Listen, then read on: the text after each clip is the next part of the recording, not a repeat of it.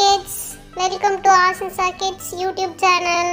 நம்ம இப்போ என்ன பார்க்க போறோம்னா மனம் திருந்திய மயில் என்ற ஒரு ஸ்மால் ஸ்டோரி பார்க்க போறோம். வாங்க குட்டீஸ், வீடியோக்குள்ள போகலாம். ஒரு அழகிய காட்டில் பல வண்ணமயமான பறவைகள் வாசித்து வருகின்றன. அந்த காட்டில் ஒரு மயில் ஒன்று இருந்தது. அது தனது நீளமான பச்சை நீல இறகுகளுடன் மிகவும் அழகாக இருந்தது. ஒரு நாள் அந்த மயில் குளத்தின் அருகே நின்று தன்னுடைய நிழலை பார்த்தது. நான் தான் உலகத்திலேயே அழகான பறவை என்று பெருமையாக கூறியது.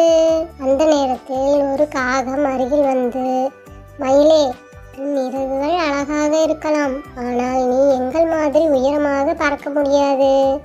அது குறித்து நீ நினைத்ததுண்டா என்று கேட்டது. சில நொடிகள் அமைதியாக இருந்தது. பிறகு அது புரிந்து கொண்டது. அழகு மட்டும் முக்கியமல்ல, திறமையும் முக்கியம் என்று.